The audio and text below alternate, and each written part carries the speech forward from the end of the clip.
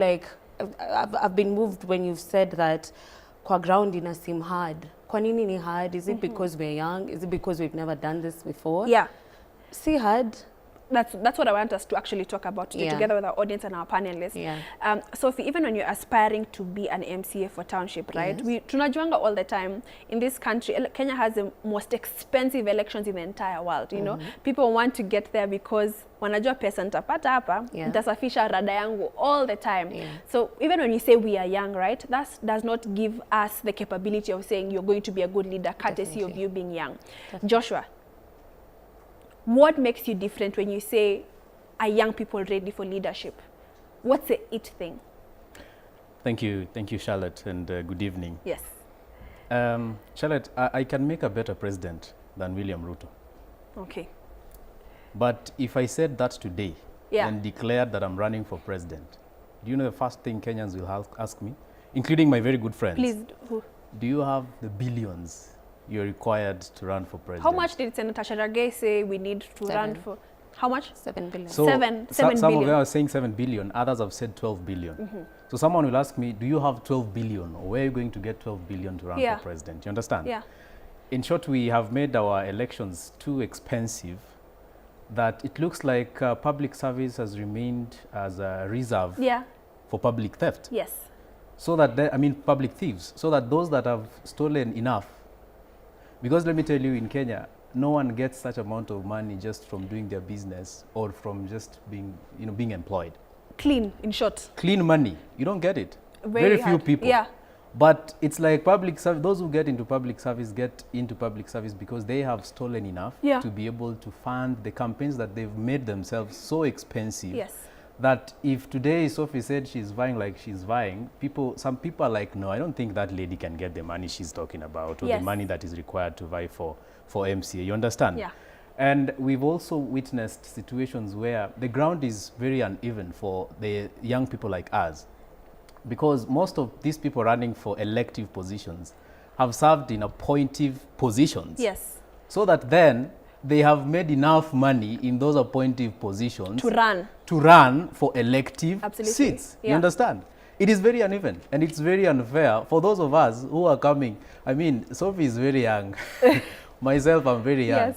So, and many of my comrades I see here, someone is from campus 2-3 years ago. Where have they gotten the billions or millions that are required to run for president or any other position? Yeah. So in short, what I'm saying, young people are ready to lead. I am ready to lead. I can actually lead, because leadership, people most times think that leadership is about roads, the many roads you build, Joshua, or the many things. But leadership essentially is about the person. I actually want you to hold on that thought, because we are diving back to that and to the person itself. So usimalize content ya leo kwanza sahi. Sahi tukianza tu sahi, najua ni fresh. Na tutarudi hapo sahi tu. I don't know about you guys, but in Europe you see very many young people getting elective positions. It's so funny. My friends in Europe are MPs now at 21, at 22. I want to go straight to Studio B with Majibu, who has another audience, to get their perspectives on this particular topic. Or are young people ready to lead this country? Majibu, back to you. Yo, kutoka studio hadi ground, this is the Gen Z Manifesto. Vile umesema Charlotte mazee, leo tunauliza Gen Z, are they truly ready for leadership? Sahi wakipata hizo majob sahi kwenye CS, kama ni kuvai for MP positions, kama ni MCA, wako tayari ama they are still in the complaining phase? Na convo haiwezi kamilika bila kubonga na Gen Z. Niko nao hapa kwa ground kabisa. Wacha nianze na kiongozi, wana kuita nani alafu nikuulize pia wewe. Do you think Gen Z sahi wako ready to take up those leadership positions? Asante sana. My name is Moses Ayech. I'm a data scientist and a business consultant. Amazing. Mheshimiwa nakushikia mic. Asante. I don't think Gen Zs are ready for leadership. Why? Because they don't have experience. There's a need for capacity building to make them there yet. Unasema bado? Bado, they are still young. Aya, kuna kiongozi hapa. baki tu hapo na atakujibu tu sahi. Fidel, Bazenga amesema Gen Z sahi hawana experience to take up those leadership positions. Utamwambiaje? Nimeona ukicheka hapo venye alikuwa anajibu.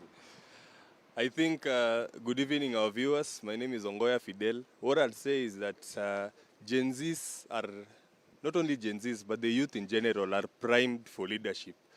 We have the lucid understanding of our societal problems. We have demonstrated moral courage to challenge the things that do not work well in our society.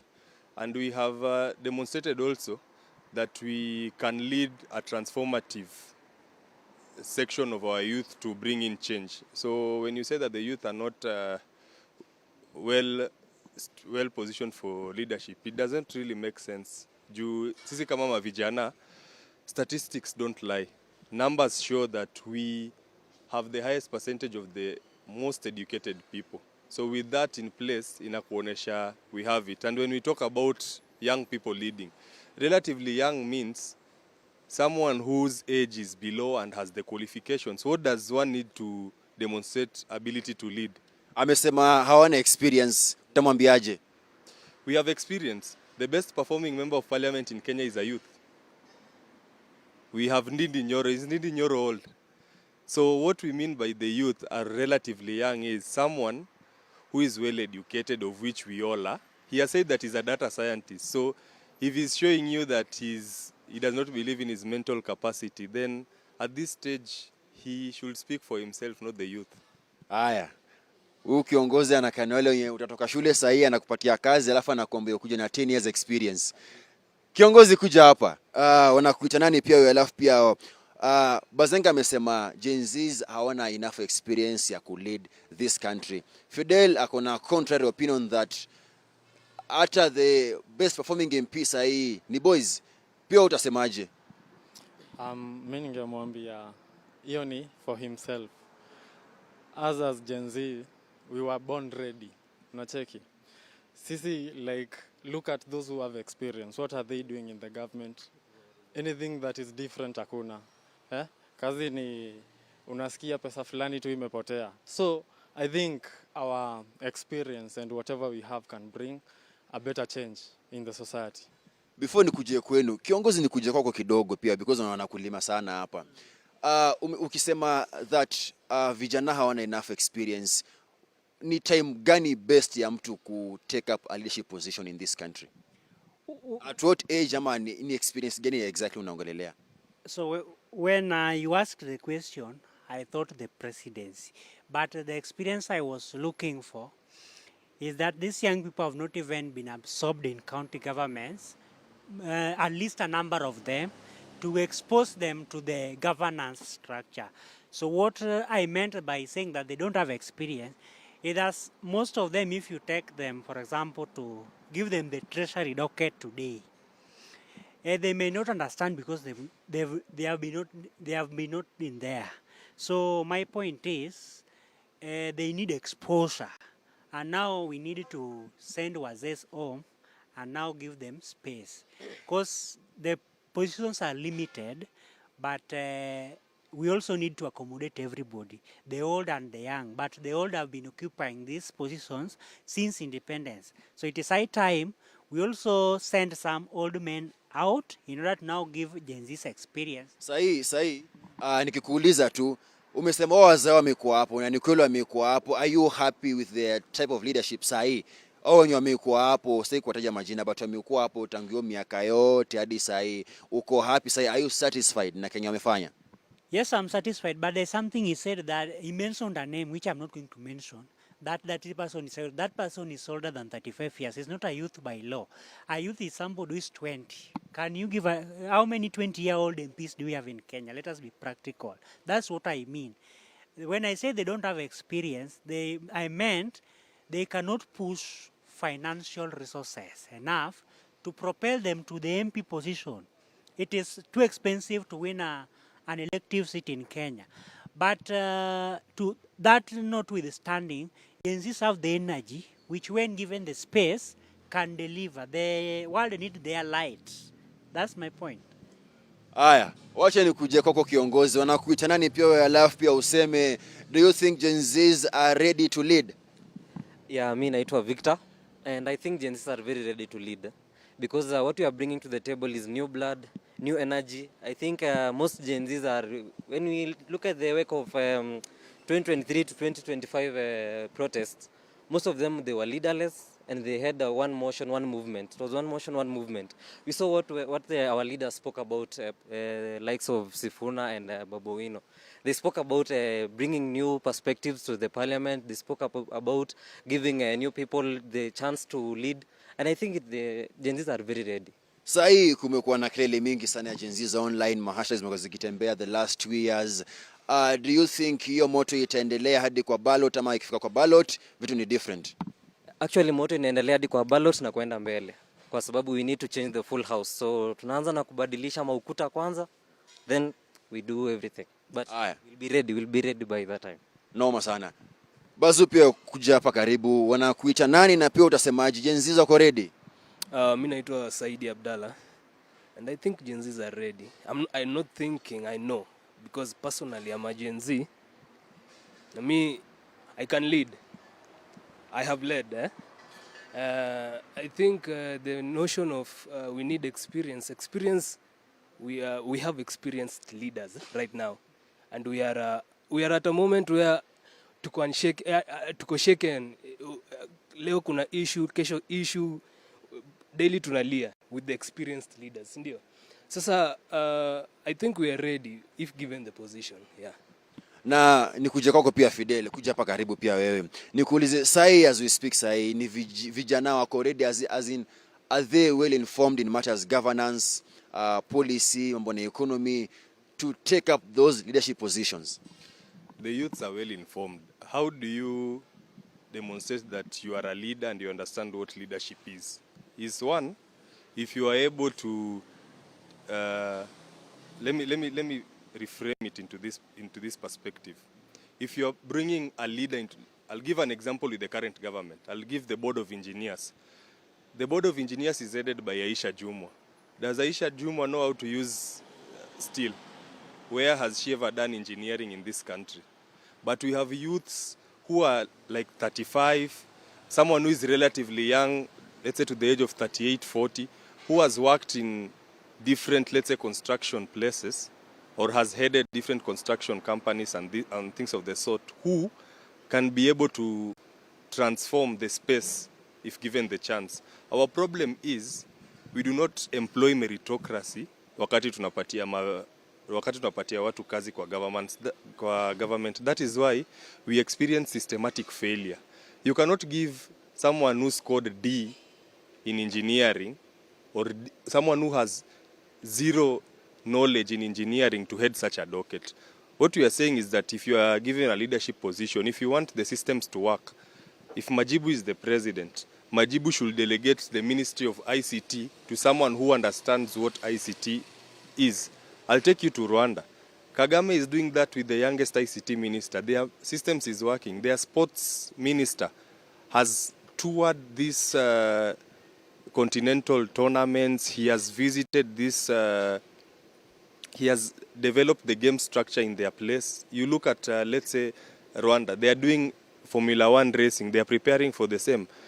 At AFCON, whatever was being done at AFCON when Senegal was winning, their minister was there throughout. Look at the stadiums they have. It is because these people are employing things that they see. But look, come to Kenya. We have a minister who does not understand anything to sports. Ndio maana unapata gava inachukua loan ya 44.7 billion kujenga study. Unasikia wakicompare stadium, Talanta Stadium na Emirates. Emirates it's 90 billion. But as we are paying an interest rate, we are going to pay an interest rate of 15.04% for a period of 1 year, whereby 500 million will be taken from the sports fund yearly, every month, meaning we translate that to 6.7 billion a year to pay a loan for a period from 2029 to 2035, equating to 323% of what we had initially borrowed. So what we are saying is this: the government should employ meritocracy. That is what the youth are fighting for. The youth are wapingi kwa sababu they do not want they do not want old people. It's because they have demonstrated that when given the positions to lead, they are not doing what we want. So when we talk about ICT, a failed project, when we talk about someone like Mithika Linturi who was in Ministry of Agriculture, instead of selling fertilizer that will help people, the guy started selling stones. So that is a systematic failure. When we talk about helping the nations, helping the Ministry of Treasury, Mbadi came in saying that he'll transform the economy and put system into place that will help Kenyans. But what shocks me is that people who are learned are the ones who are creating problems that starve us. So I think the youth are very well versed with whatever happens in the economy, and if given the chance, they will deliver above expectations. Sai nikuuliza Bazu pia kuja hapa. Sai yes mnasema mko ready for leadership, lakini nikiuliza sai venye kuko sai na gava, is the system blocking the young people ama ni au my youth ndo hawa step up enough? Kwanza, I never started with my name. I'd like to say mi ndo Sifuna. In other terms mnaweza niita Victor, pia mi naitwa Victor. Now, coming to your question. Gava like literally iko pale tu. You see, like leaders, there's no change. You see, actually for us as Gen Z, tunajitafutia ways to survive out here. You see, like for me personally, and I'll still advocate for that, like kuna most of us comrades hatujaipata help na pia hatujailipiwa pale fees. You see, so I'd still say like bado tunablokiwa a lot of opportunities, because now if that scholarship is not paid, then sintaacha masomo. Nikiacha masomo nitakuwa goon. You see, we are now there hapo ndo tuna push our children to making them surviving on their own way. Unasikia kuna watu wamejitokeza huku sijui forex. You see, like because of lack of jobs. Unaona? You find mse anauza smocha huko nje like. Unasema forex ni juu hata wana kazi wewe. Most definitely, yeah, because now a lot of people unaona hadi kwa social media, unaona mse like kwa TikTok amepost mimi nafanya forex and stuff, and those unemployed Auto magari daily. Ujiona bima last week. Those unemployed people wako pale kwa comment section wakisema nifunze. You see, because hakuna ile job yenye inamsustain, so he or she has to look for other ways to sustain themselves. Aya, kiongozi pia nikuulize, nimezipia swali yenye nimemuuliza. Gava said you feel na wa block ama ni mayuti wenyewe hawa step up enough ku demand hizo positions? I think my youth wako ready ku step up ku demand hizo positions, but the millennial leaders wamefanya the campaign space imekuwa so inflated. Millennial na baby boomers wewe. Wote hao wazee wote like wamefanya design yenye campaign space imekuwa so inflated, wanatumia pesa mingi. So for example, mtu kama mimi nitatoa wapi 20 million na kuomba MCA, unaona? Lakini nikipiga na social media hivi, nipige social media niongelesha watu vizuri, I'll be ready to lead, but we are ready, but the aspect that they have made the inflation so high that inakuwa ngumu like. Na sahi as much as tunasema mtaka hizo positions, kiongozi nikuulize pia wewe. Yeah, as much as wanasema mtaka hizo positions, ni positions wanataka ama they just want a seat at the table, because pia kuna hiyo convo. We've seen a few examples of Gen Zs who came out strongly to advocate for the Gen Z idea, but I will say some went to bed with the baby boomers and the millennials.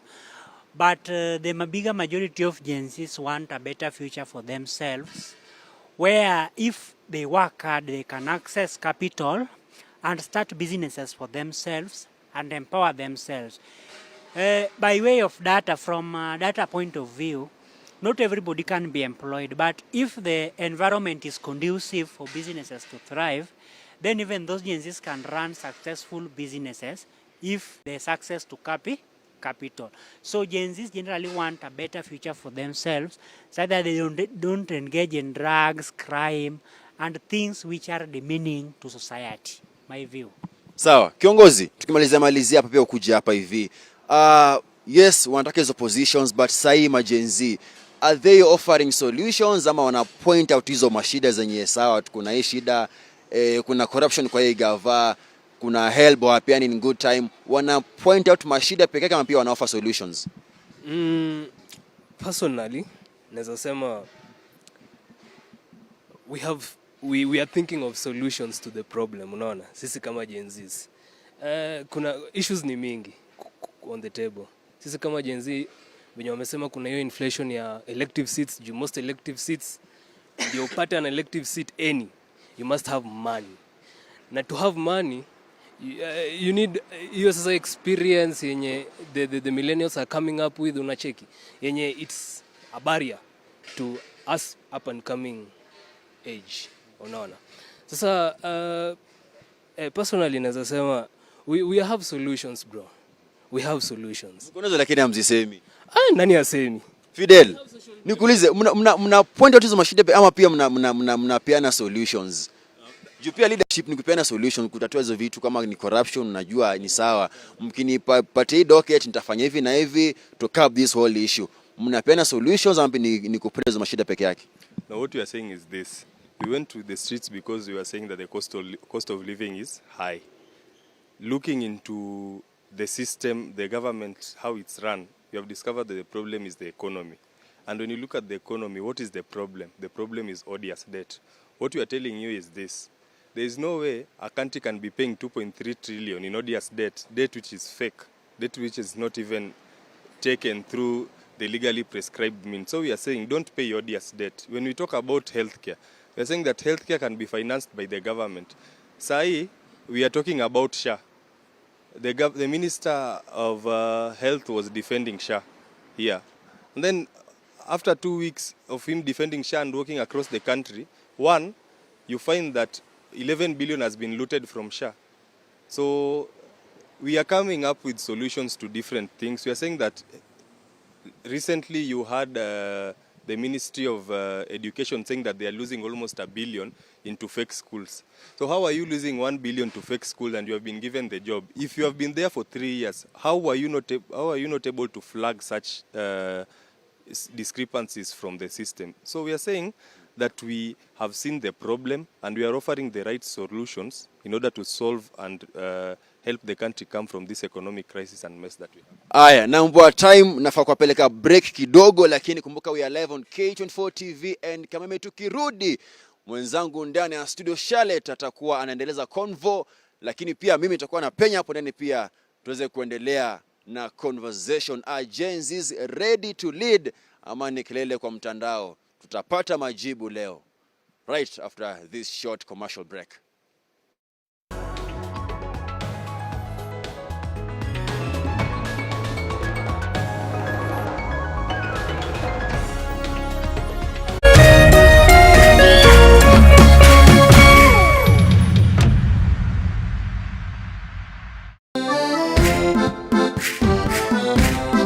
Gĩcigo kĩa Mount Kenya nikio gikoragwo gitongoretie na uge wa no ugutwika mutongoria wa bũrũri kumana na wĩingĩ wa aikia a kura. Wale wote walisaliti jamii yetu, wanasaliti jamii ya Mlima Kenya. Tukituma Ruto nyumbani mtatangulia. Tutashinda ama tutashinda? Tukashinda kama tutashinda. Na nokio gĩcigo kĩrĩa gĩkoragwo kĩrutĩte ma president atatũ harĩ ma president atano arĩa matongoretie bũrũri ũyũ kuma rĩrĩa wegwatĩire wĩyathi.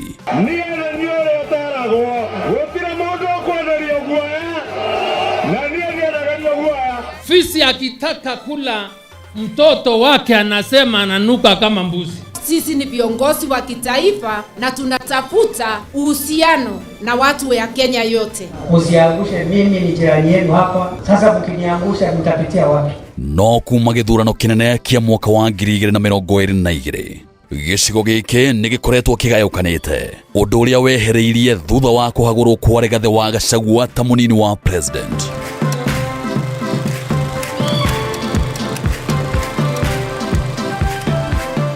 Mĩaho ĩtiganĩte ya atongoria ĩkĩranĩra kũnyitithania rũrĩrĩ, no o mũtongoria akoretwo akĩgucĩria na mwena wake. No hihi mũingĩ ũrũgamĩire ha? Nyitanĩra na ithuĩ gũkũ gwa Kameme TV tabarĩra-inĩ ya ũrũmwe witũ, o mũthenya wa mwambĩrĩrio wa kiumia tũkĩaranĩria na Mount Kenya Generals. Ici nĩ njamba citũ kĩũteti.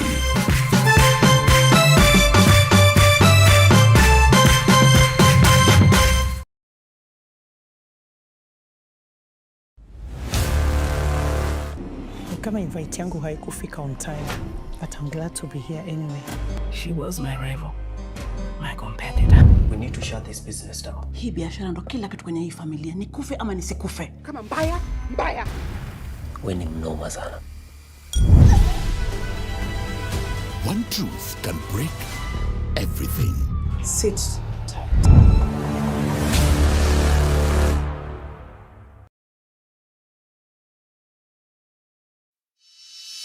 In an age of fleeting headlines, depth matters. PeopleDaily.digital carries forward a legacy of genuine journalism. We bring in not just the news, but the context, the analysis, and the stories that shape our nation, for reporting that digs deeper and informs better.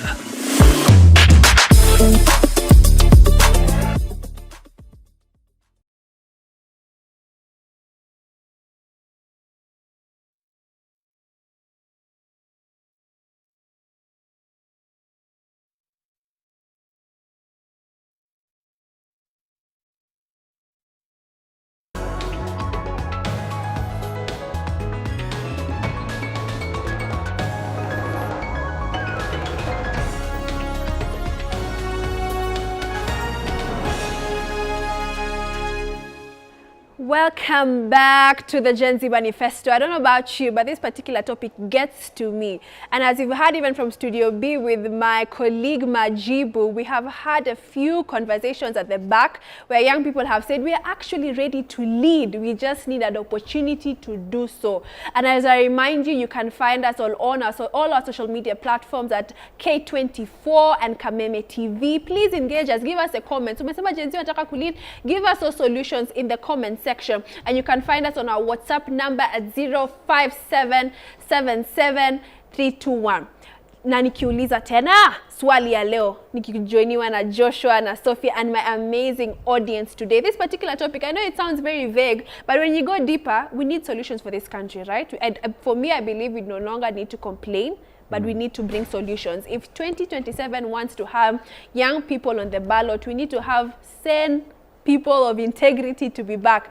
So I'm going to ask Jay, Bogi iko ready to lead? That's the question. That's the question at hand. And I'm going to ask you, Sophie, just really quick as we jump in, and the questions even as they're coming in, is that if leadership was handed to a Gen Z tomorrow, as Sophie, let me give a practical example.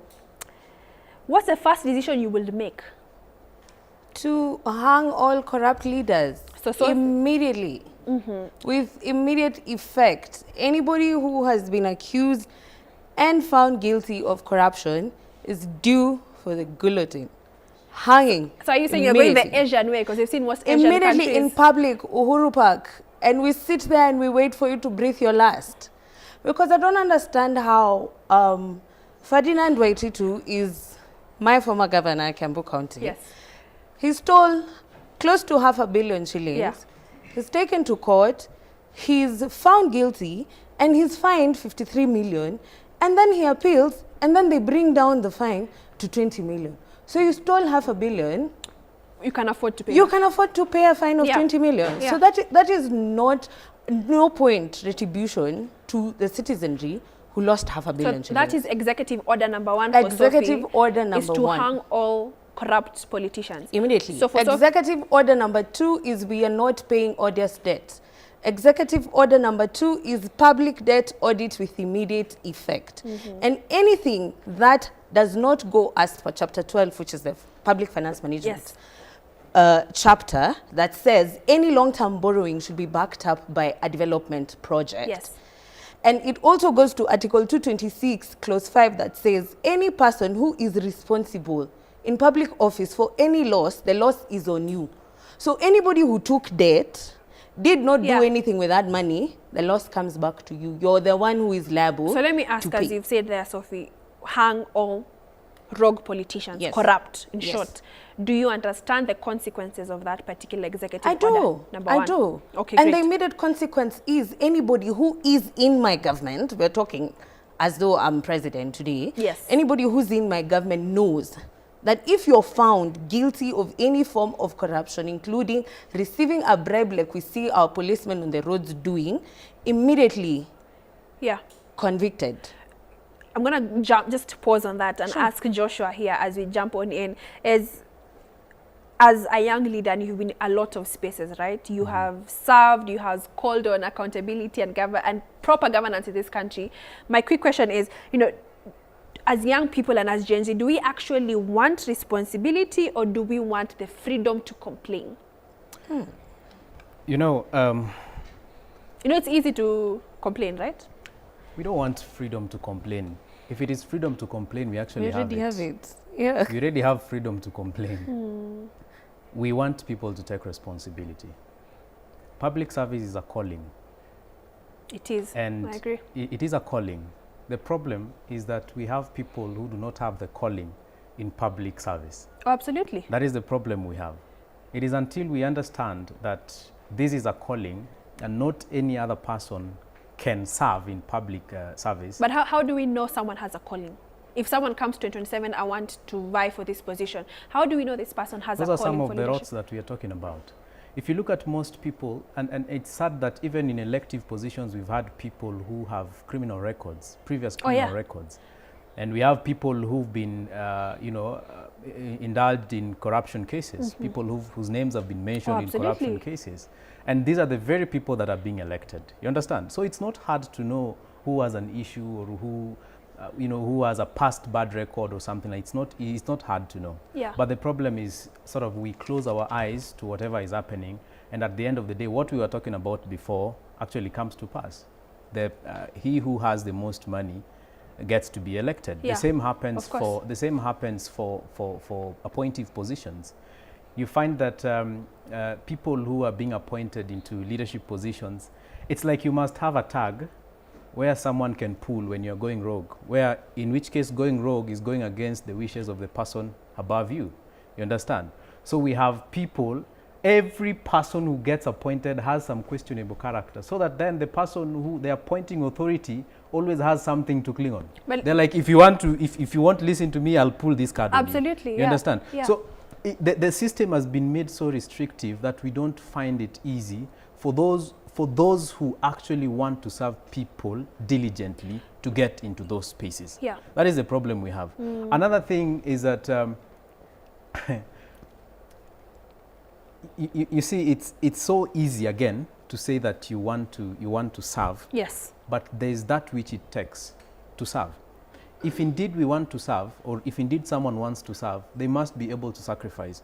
We have made our public service so lucrative that it looks like something that everyone wants to fight for. Absolutely. I mean, public service should be something mtu anasema hapana mimi kama ni hiyo mimi I mean hiyo kazi ni ngumu. You understand? There's so much responsibility. So I'm coming back to responsibility.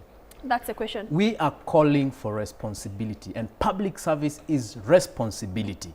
It should not be a space where people go to gather as much as they can, and then they walk out. But let me ask you, Joshua and Sophie, right? Because you've said when these people who are coming to say, hey, I want to vie for this particular position, do we also blame the elected, which is us, when you're wanakuja kuwa vote? Sindio, umesema tunataka mwizi, sindio? We like to put those people in position of power. You'll see people who are MPs or even MCAs have very questionable character in this country, right? They need to have a list of things that they will have done wrongly, which wamepata pesa through that. So let me ask Sophie, and I get back to you, then we get back to Joshua as well, is for us as elective, putting these people into position of power, do we also think we also need a change? And Gen Zs being majority of the youth who are putting these people in power, what do you think about that in particularly? Us as the elective, sisi kwa sisi.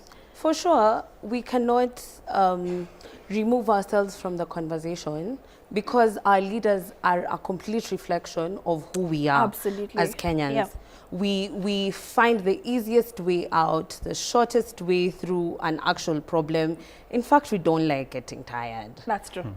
You see, that's why being rich in Kenya is so lucrative, because when you have money, you can get anything. You leave the system. You can get away with anything. You live above the law because you're wealthy. Yes. But let's go back into our history. It is what has been embedded into this country ever since independence.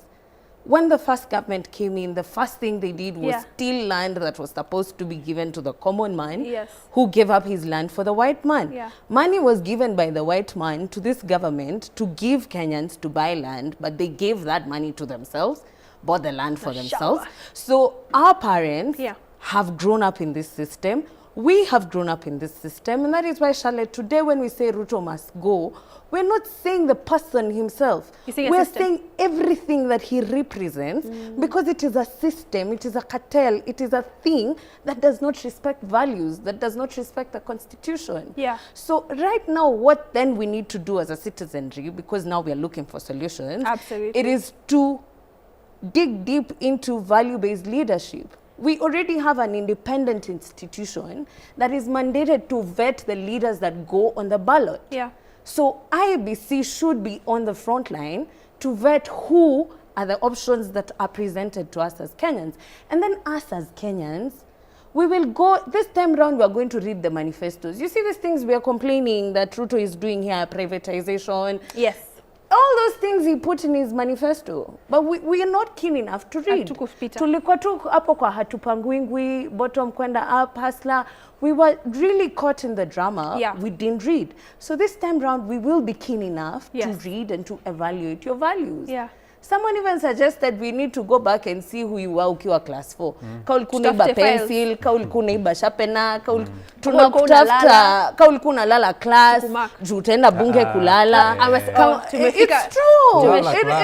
It is about tumeshika sensitive ya Joshua. But also as an electorate, we need to ask ourselves, what is the election question this time round? Is it, are we voting against someone?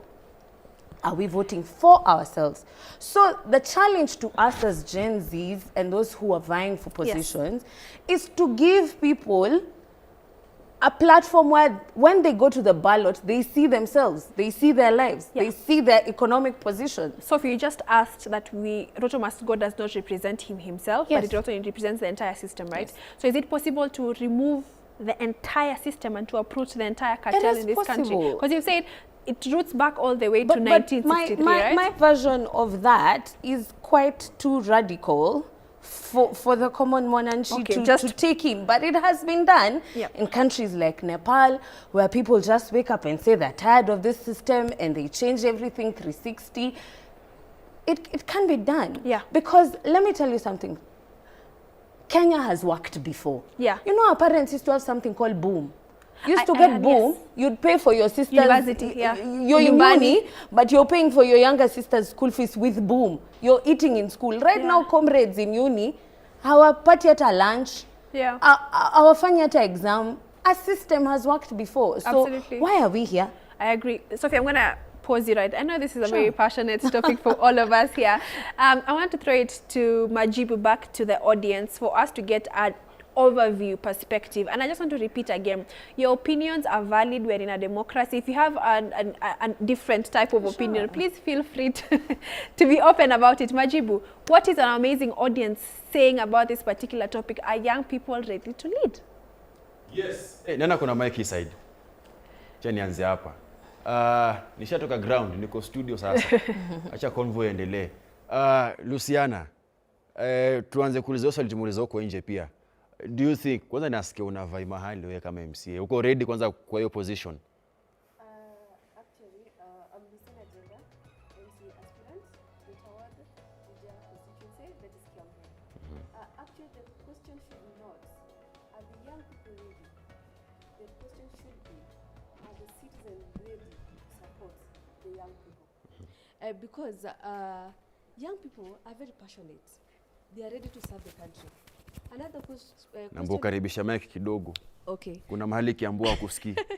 Another question we should be asking ourselves, are the political party, and let me call them the old folks, are they ready to accommodate the young people?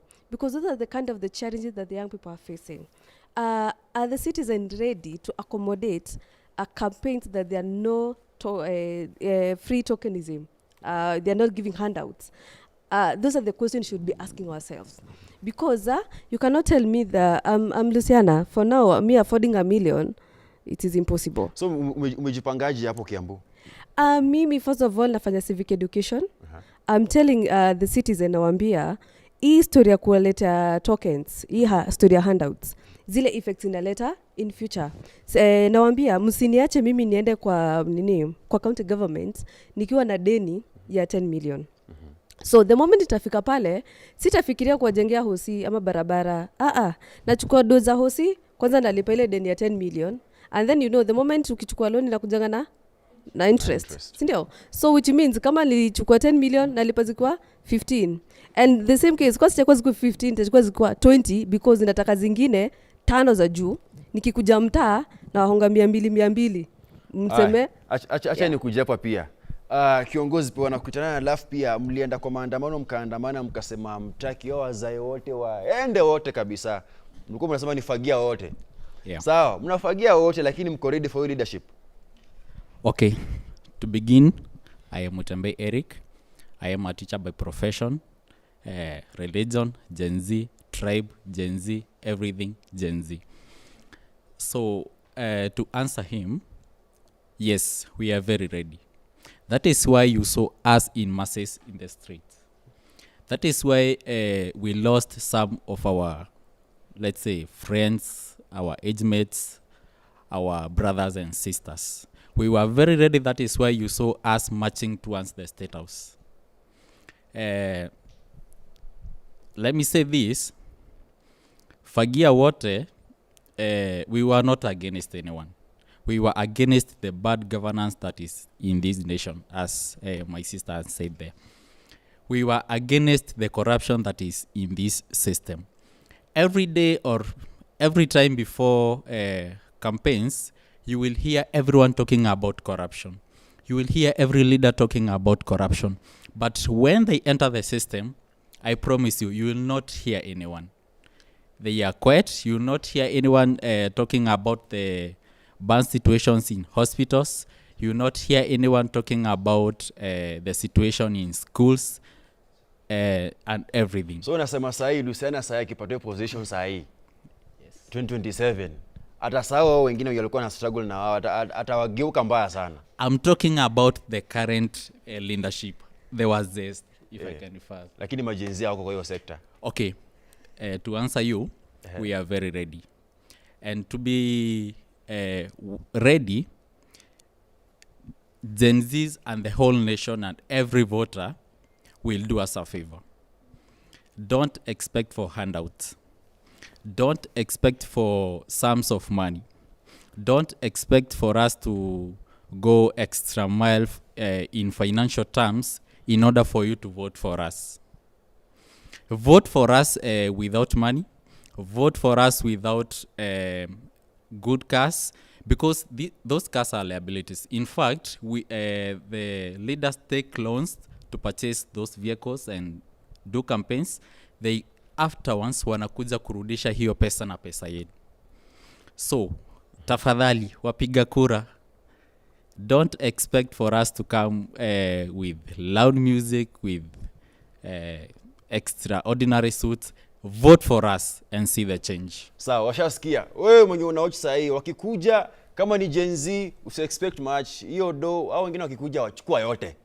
Lakini hao waacheni.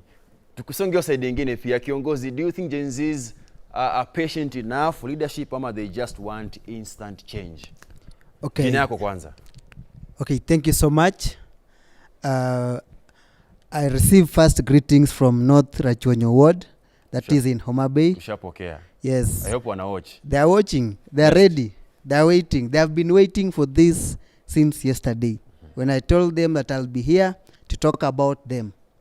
So, greetings to my people. In fact, I'm the leading candidate in the MCA position back in my place. Yeah, I'm the leading candidate. The best. They are yearning for me. So, my name is CPA Carl Onyango. I'm the immediate former president, KCA University. And I was born a leader. And I was taught that we are leaders forever. Every day. Everyone is a leader in their own capacity. Even in your own family. Your father is the head of the family. So everyone is tasked with leadership roles anywhere you go, you should be able to start leading. So going to the question the question that are Gen Zs ready to lead? That should never be the question.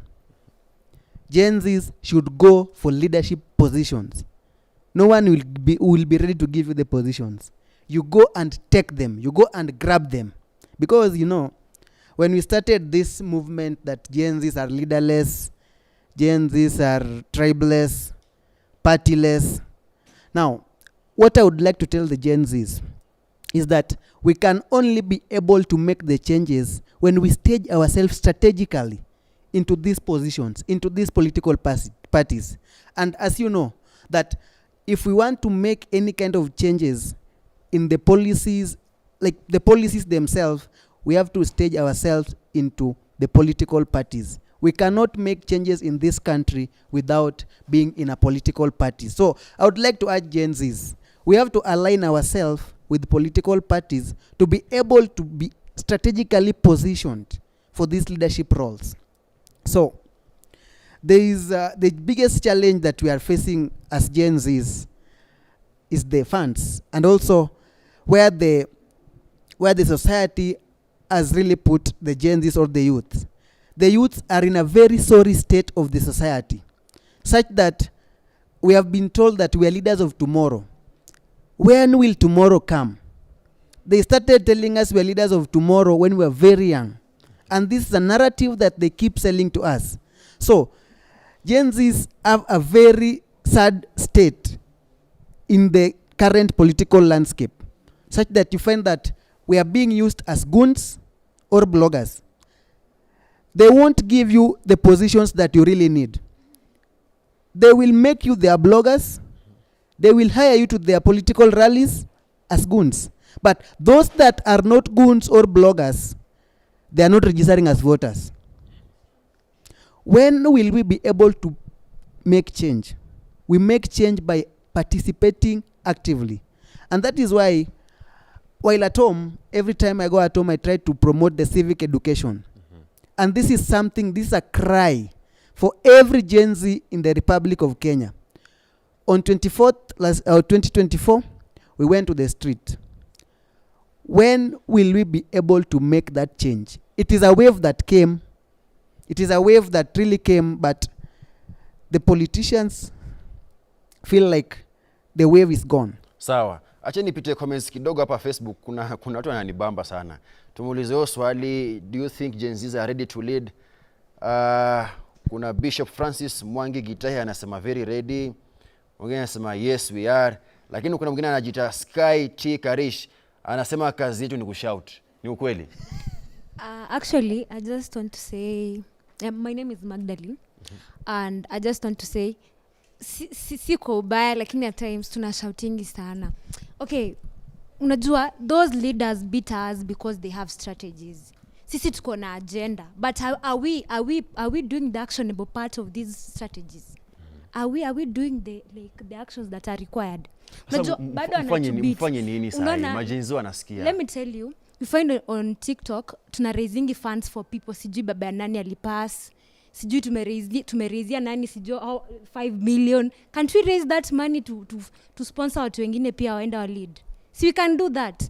Yeah, we can now do the actionable part of the strategies that we have. Yeah, si lazima kila time tumekaa chini, we'll just say we want a system iende. Now what are we doing tuangalie system imeenda? Another thing, watu wameregister kama voters ama tunaongea tu? You want to be a leader, talk to your audience, talk to your people, understand your audience. Ni nini utawaambia ndio wachukue votes? Shida ya sisi Gen Zs, we are very lazy. Tutasema tunataka but we are not chasing it. Unaona? We should go to register, tuchukue kura kila mtu. If you want to do away with this government, tuchukue kura. That is the only thing we can do. Safi. Hapo nyuma mchukue kura. Tusikie tunaongea na mjachukua kura. Kwanza itakuwa ni mbaya sana kama unaochi sasa na hujachukua kura na wewe ni Gen Z. Tuende kwa Makena na Shipai.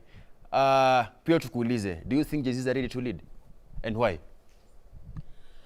I don't think they're ready to lead. And I know that's not the answer people want to hear. It's the easiest part was kwenda for maandamano.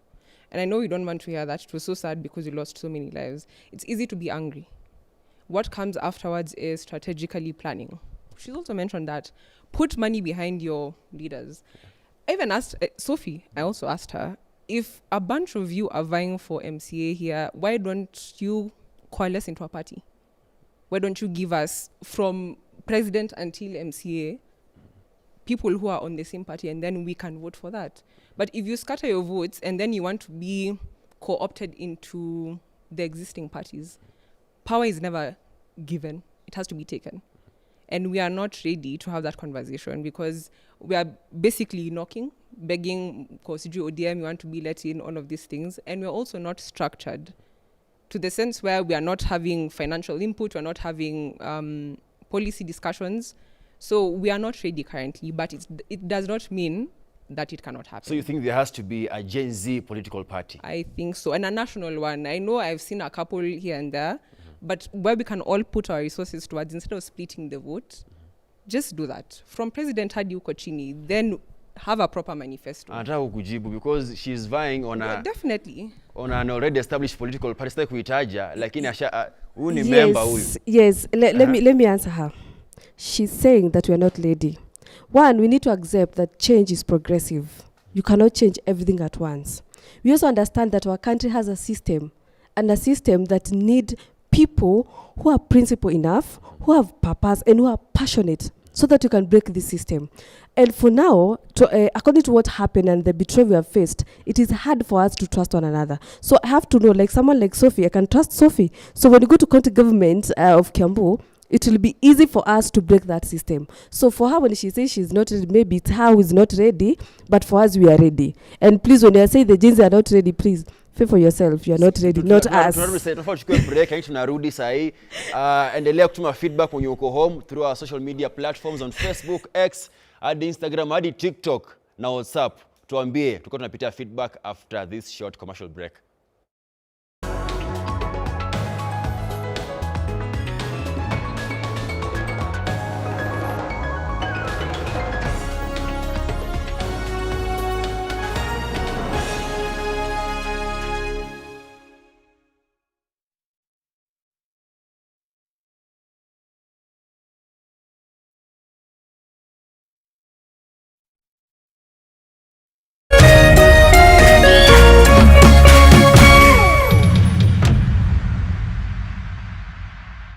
Ladies and gentlemen, karibu kwa vibe genje za Kenya. Hizi ni zetu. Beba kwa zile shaglasi uchapa ndio fomi jipe na watu wa moke life ni short lakini yangu ni tosha. Pia usisahau kuna ile uaga ni zufala umbwakni yenye inabamba raia. Toka TikTok ama uende jehanamu. Niende jehanamu samaki ya matope. Hapa ndio home za madogo ambazo zinadonjo, yani sherehe ni sheria na sherehe ni lazima. Naambiaje? Ndio ile place wa Kenya hutambulika ni wa Kenya. Tunasemaje? Karibu milele 100% Kenya. Zetu baba. Buda iko loud 100% Kenyan. Tunawakilisha milele. Woza mokalaiwe kamwe kuja.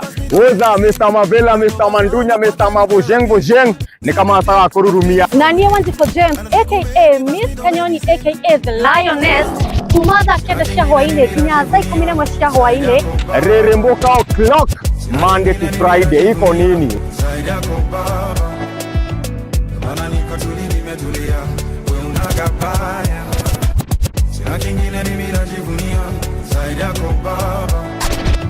On ones and twos, Mr. Moto kama pasi, DJ Jan 254. Wamwaberilio Monday, toka kurehere #Afro Monday edition.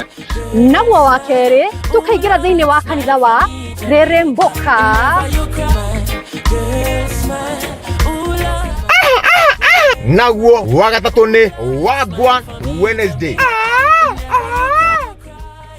Nagwo muthenya wa Thursday toga pulo. Tuendelee ama tusiendelee? Tugacoka makinya merĩ na thutha #TBT #Ciaugavere nĩyo Throwback Thursday. Ken Ken na wagatano toka malo. Anguka nao tukainĩkĩria wiki in-style thĩinĩ wa Cocktail Friday. We got the juice.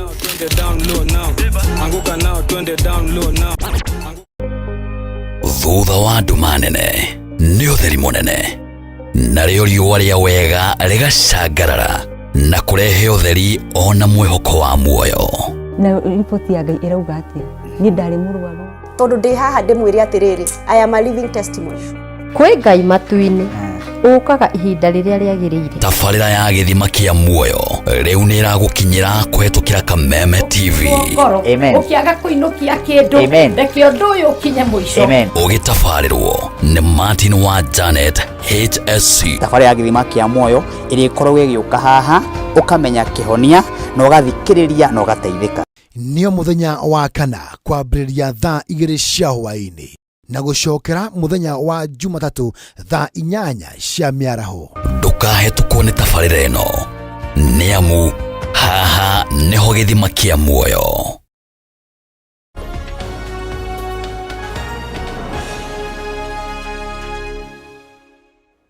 Welcome back to the biggest show. Inaitwa Gen Z Manifesto. We are live on K24 TV and Kameme. Leo tunauliza Gen Z kama wako ready for leadership na ambao kuna feedback. Haya, tumuuliza swali. Gen Z mko ready for leadership? Una anonymous hapa hataki kujulikana. Anasema yes, tuko tayari. Bora mbinu msingi ziweke vyema kama vile IEBC. Okay, Mwingine anajiita Kachu Mchepa. Hey, anasema tuko ready mbaya ku lead this country ikuwe kama Singapore. Okay. Aya. Mwingine nani? Anajiita Resa. Anasema leadership comes from the heart. One is born as a leader and must lead others. Awe mpeleka mbio bwana. Must lead others. We should be ready to lead and we should also give time to our leaders to make wise decisions. Top sana. Anajiita Ngure. Anasema hey, naomba kama youth tuko tayari kuwania viti vya uongozi. Jua tunaambiwa sisi ni viongozi wa kesho, kwani hii kesho itafika lini? Kama sio 2027 na viongozi wengi kwa hii serikali ni wa kabila. Juleo kwa magazeti, nasema juleo kwa magazeti ilikuwa inasema CS wenye walichaguliwa kwa chama cha ODM, moja tu ndiye kwa ofisi zao kukange watu wa kabila lao. Huo si ukabila, ni Ngure Kungu kutoka Gatundu South. Ngure tumekusikia. Kipsil anasema on the question, Gen Z mko ready to lead? Yes, Gen Z are ready to lead. They have the energy, ideas and courage to bring positive change. The future is with them, but lack unity. Anasema hamna unity. Came from Thika anasema Gen Zs in Kenya are not clueless. Tuko very ready to lead. Sisi tuko connected, civic aware, bold and unafraid to question power. Anasema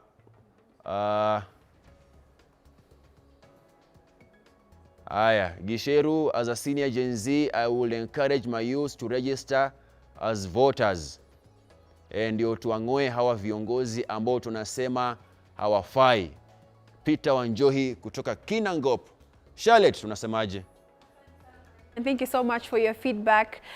Even as you continue on to have this discussion, I know it's getting very passionate and very deep as now we are and to appeal pole the things that we are trying to actually get into it. So I'm going to ask again, Joshua, because we left with you. Na tumesikia tu sahi, right? Gen Z, we are ready to ni sisi tupe, unajua hizo vitu zote. So my question is to you, Joshua particularly, is are we preparing for power or just an opportunity to protest? One of our audience has said right here is that the other team is actually strategizing, right? In a plan, inafanya hizo vitu zote. On our side, are we strategizing? Do we want the helms of power or do we just want an opportunity to protest? Thank you. You see, just like not every non-Gen Z is a leader, not all Gen Zs can be leaders. Absolutely. So there's also a mistake in trying to generalize and think that every Gen Z can lead or wants to be a political leader. Yeah. So let's make that distinction. Those of us who have in one way or another tried to, agitate for some good governance, agitate for change. Yeah. There are a number of us who think it is their time and they would want to lead. 2027. In 2027. And there are those that also think they are not yet ready. You see, sometimes we may speak on behalf of people, but until those people that we think or expect to be leaders somewhere decide to lead, then we may not have leaders. It's like someone will say, we are ready to lead, but themselves, they don't want to be a leader. Yeah. We must also be able to accept that not everyone wants to lead. Absolutely, we can't, all of us. There are those that are saying, look, I am not ready to lead. I'm not ready to go into political positions, but that would not make me stop questioning power or stop questioning those in leadership positions. Yes. So we need to know that even that continued agitation is still allowed. Absolutely. We cannot just say, just because it is time, people are going to an election, then we should stop agitating. Yeah. We should stop questioning. People to relax and focus on the election. Oh, absolutely. Because let me tell you, we are going to get into those elections. The people we are used to are going to manipulate people again.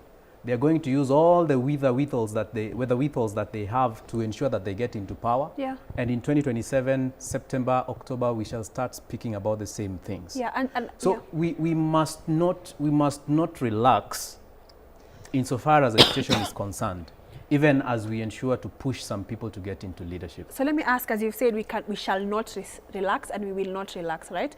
Now we don't really have an active opposition as we had when Baba was alive. But we have someone, Senator Sifuna, who's leading the Linda Mwananchi campaign across the country. Sophie, I'm going to ask you, right? If young people are saying we are capable to lead, we want to lead in 2027, like you vying, so many people in the audience who are vying as well, do you think come 2027, what we have seen, tear gas everywhere or opposition from the government, do you think we are going to expect that as young people? If Senator Sifuna is getting that, na sisi wenyewe sisi hatuna hiyo 10,000 hata hiyo pesa kidogo, what about us?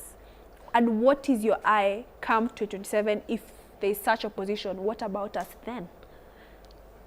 The script that is being written here is any form of dissent is stifled. But one thing is for sure, the voice of the people is the voice of God. So you cannot come and try and stifle what the people have already made a resolve over.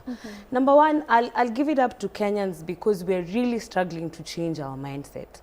We're taking ourselves out of the gutter where we have been programmed to understand that leaders are our messiahs and they come here to change our lives. No.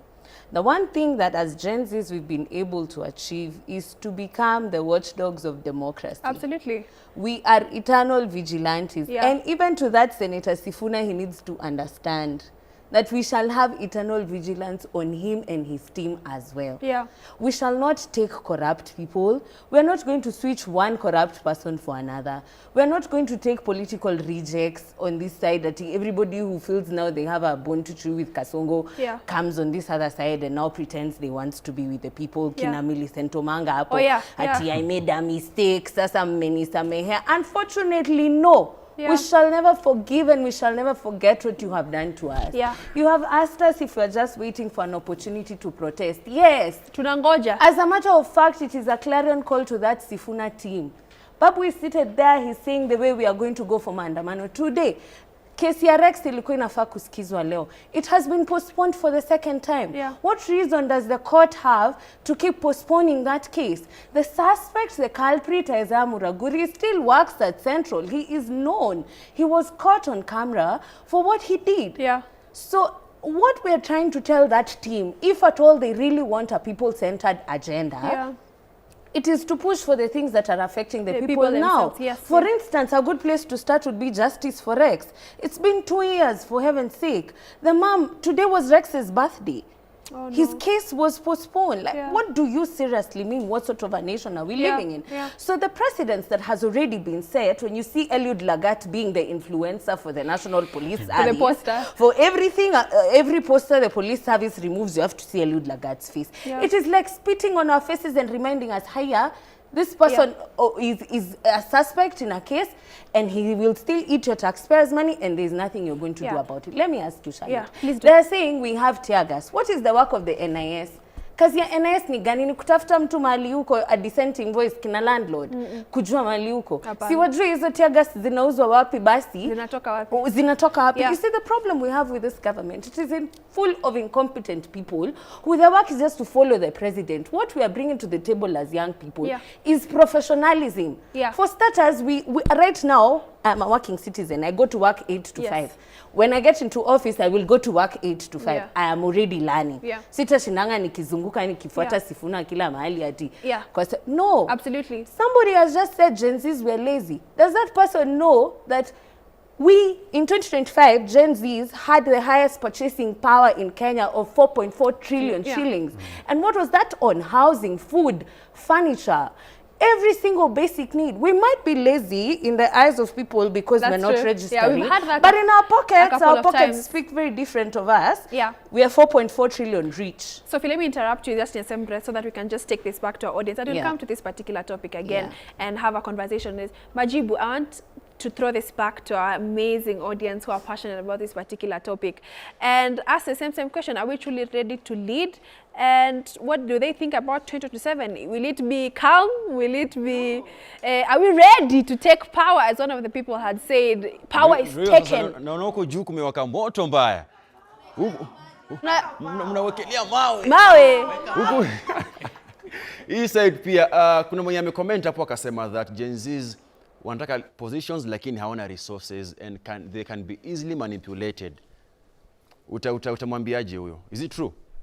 Okay, tunajua hamna resources, tunajua hapo kwa kukua easily manipulated. First of all, good evening. My name is Queen Masai. I am a PR practitioner, a journalist by profession, and also a human rights activist. Thank you for that question.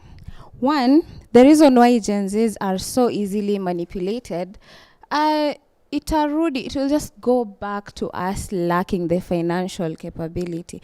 And why? Because of corruption. Corruption is not only an economic crime, it is also going against our human rights. And that is why Gen Zs were even, that's why tulikuwa tunaandamana, because of violation of our human rights. Ni ukweli, we are easily manipulated because we lack the money.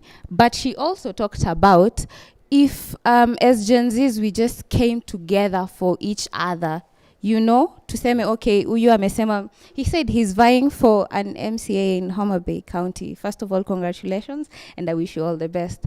So if we came together as Gen Zs and we said, okay, this guy does not have enough money, to cater for the campaigns and everything, and then we just come together and help him, and he's able to succeed. As Gen Zs and also as a country, we're gonna go so far. But also, I wouldn't say it's we are easily manipulated if other people saw the capability in us and they came through. There's this guy in 2022 that won the elections, and he was going, I'm forgetting his name, he was going around with a bicycle, and he actually won.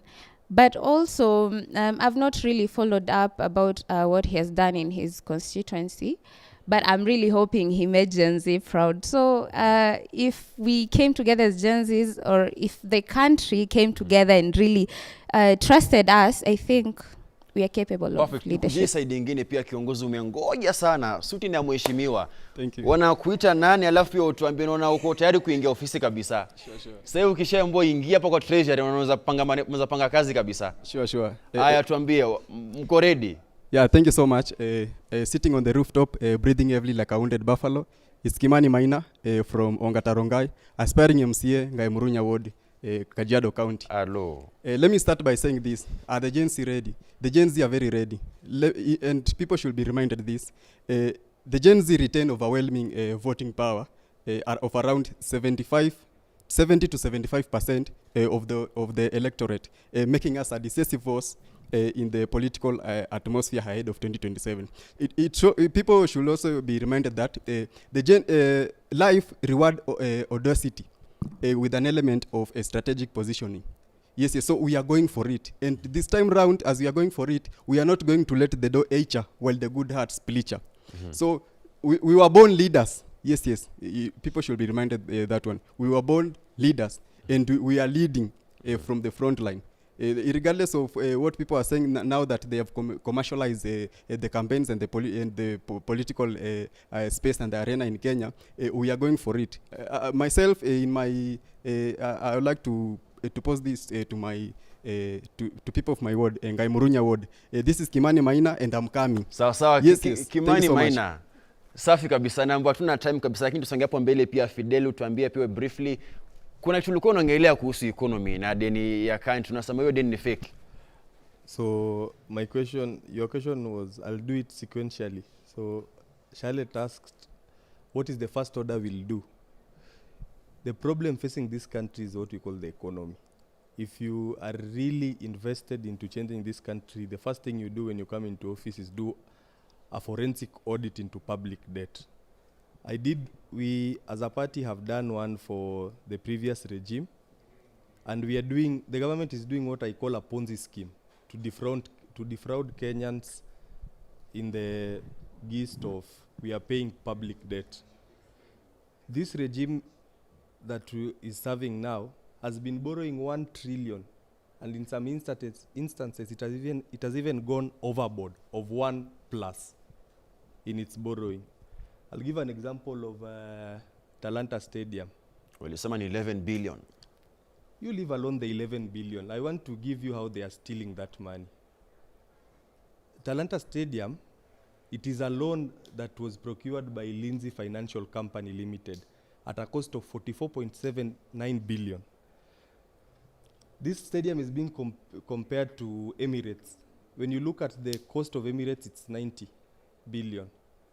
How is it that after taking a 44.79 billion scheme loan to build this stadium, as a country we will be paying 500 million monthly from the sports fund, and annually totaling to 6.7 billion a year?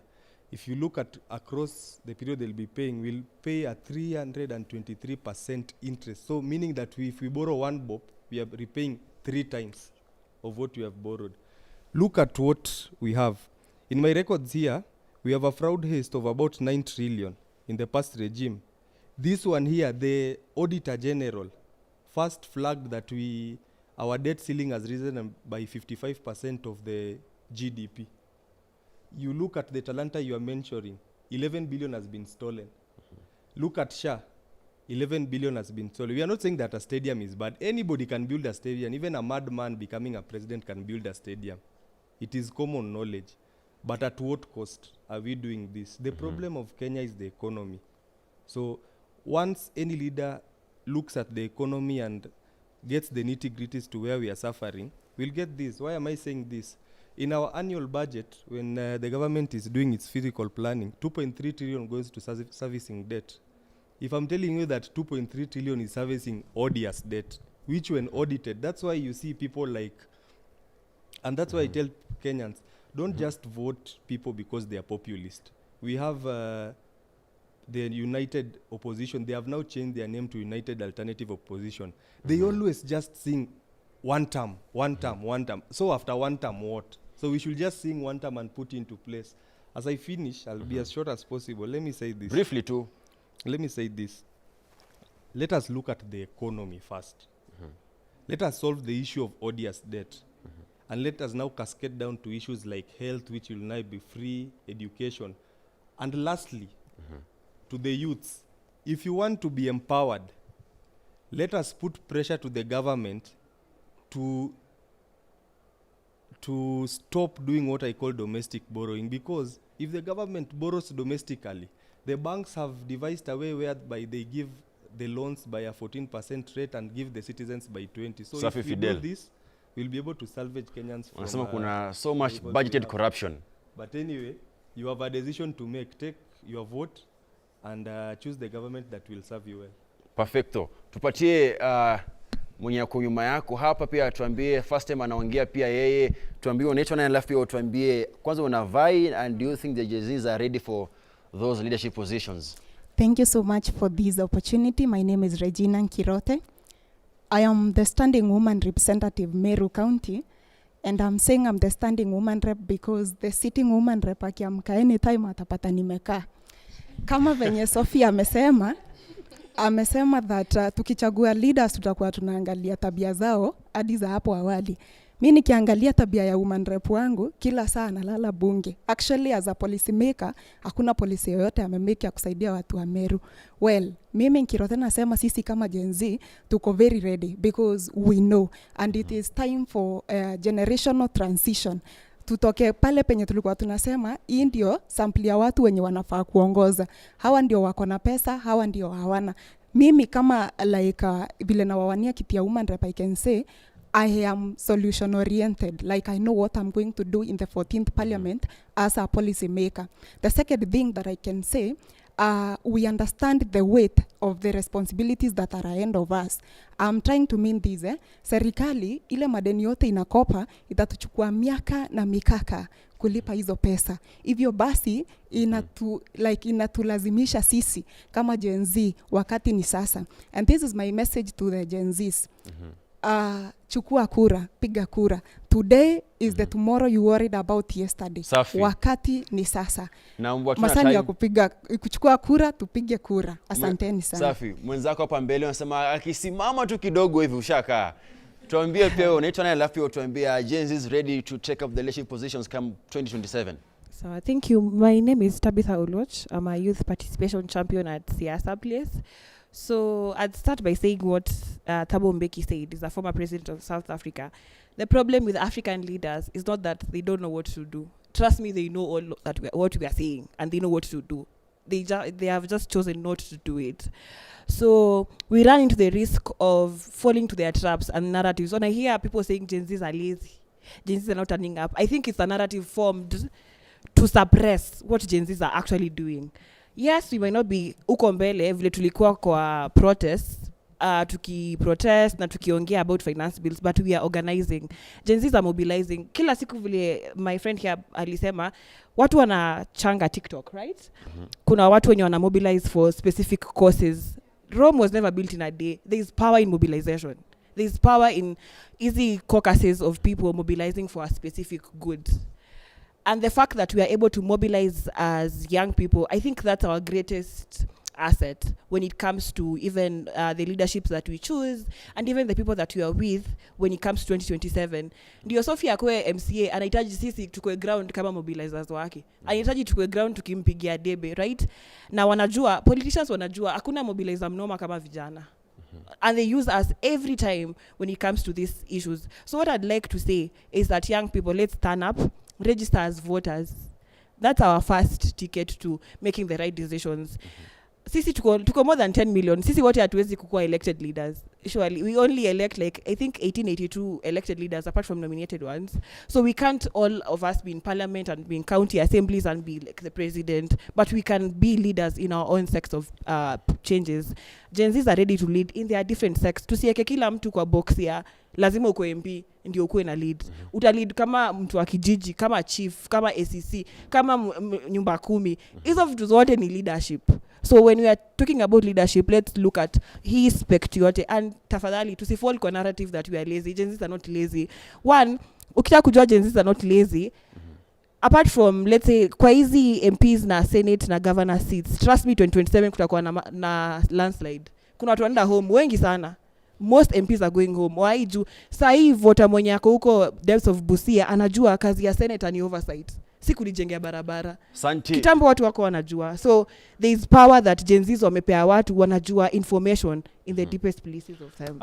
Asante sana. Na mbwana kamera gani ndakazia mai huko? Hii top sana. So from pande yangu ya audience ameongea vitu mingi sana. Number 1 nimepiga kutoka kwa anasema kama Gen Zs mnaweza changia wengine TikTok, mkalipi wengine school fees, mbona tusichangie wengine ikuwe ni do ya campaign wa take up those leadership positions. Na pia kitu kingine mwingine amesema kitu kingine ya Gen Zs, we need our own Gen Z political parties. Na ya muhimu zaidi, register as a voter. Namalizia from my side, lakini niseme mimi ndio majibu. Tuonane next week. Charlotte. Yes, asante sana to our passionate audience and majibu as well. I want to throw very quick, because we do not have time, but I know we are passionate about these things. Sophie and Joshua, final call. What do you have to tell the young people, even for you now as aspirant and also aspirant president, right? What do you have to say? What is your final touch, your final push towards our audience? Me as the president. Sophie, we start with you. I'd like to say that we're not here for the ideas that are in our heads. We are here because we are facing the material conditions every single day, and we want better for our children. We want a dignified life for Kenyans. We want a system that transcends social justice from the top to the bottom. And that is what Gen Zs we are bringing to the table. Yeah. So nimeona hapo kuna mtu Athika amecomment. So watu wangu Athika kama mnanisikiza, I want to be your MCA, so give me a chance. Si kazi ya kusema Ruto must go, yani ngumu. Ruto must go, cha muhimu. Asante sana Sophie. Joshua, final call, final push. Thank you. Look, we have so many laws, we have so many institutions to do their jobs, we have so many officers. The only thing remaining is people power to act the way it's supposed to act. Let me tell you, that is the only thing that will change things. If we talk about changing laws and all those other things, people have tried. We need people power. What we are doing and continued agitation for change, for good governance, for democracy, for all those things must continue. And the citizens must be alert, eternal vigilance. And let us continue pursuing the cause, because we are pursuing a just cause, and when the cause is just, conquer we must. Thank you so much to amazing panelists and even our audience who have come bold and ready to say we are ready, but we also need strategy to lead this country. I just want to say that, you know, it's easy to tweet, it's easy to complain about the system, but leadership, you know, leadership is heavy and leadership costs something. Leadership demands discipline when nobody is clapping. This generation is loud, and that's good. It's actually really good that we are loud about this issue. But this generation is fearless, and that's powerful. But the real question is not whether we can speak. The real question is, can we govern? Can we build? Can we sustain what we are demanding? Do we understand budgets, policy, institutions, negotiation, and sacrifice? Or do we only understand outrage? Because one day the microphone will not be in the protest, it will be in the office, as Joshua had said. One day the pressure will not be in the streets, it will be on your desk. And on that day, slogans will not save you, competence will. So today's conversation was not about blaming older leaders, it was about looking at ourselves honestly. If tomorrow the country said, Gen Z, Sophie, Joshua, take the wheel, will we move it forward or crush it? Let's do this again next week, and thank you for joining us here on the Gen Z Manifesto. My name is Charlotte Kibet. Goodbye, na tukutane next week. Thank you so much.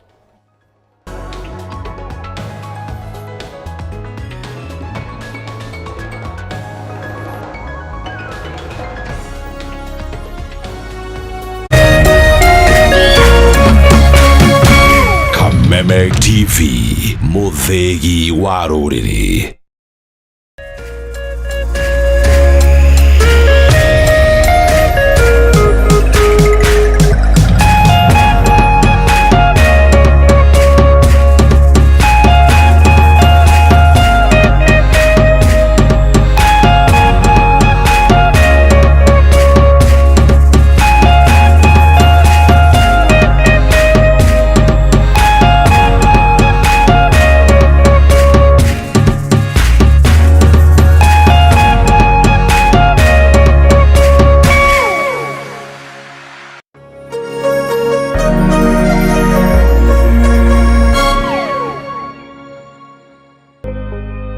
Thutha wa nduma nene nĩ ũtheri mũnene, narĩo riũa rĩa wega rĩgacangarara na kũrehe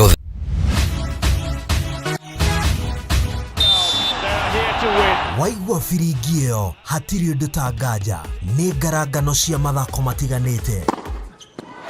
Makes history down under as the youngest career Grand Slam winner. Kuma icagi-inĩ nginyagia ngathĩ ya gĩbũrũri. Amelipiga mbali, amelificha. Na nja wa itoka cia bũrũri. He's done it again! Finding Vinicius Junior. Oh, that is magnificent. Na ti kũngĩ nĩ gũkũ gwa Kameme TV thĩinĩ wa tabarĩra ya Extra Time. Through goes Hamilton. Unbelievable stuff. Nyitanagĩra na ng'ang'a wa Nyokabi o mũthenya wa kana kwambĩrĩria thaa 4 cia ũtukũ tabarĩra-inĩ ya Extra Time.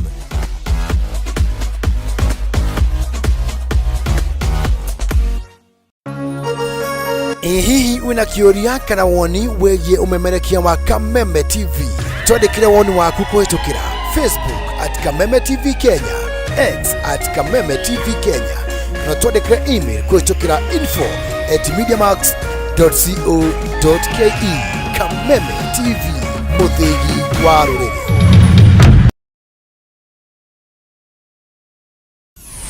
Why wait for fun? K24.digital brings you 24/7 entertainment. From the pitch to the playlist, from celebrity gossip to the memes you love. We're not just news, we're your non-stop ticket to everything cool and trending. So get in the know. K24.digital. Follow the buzz 247.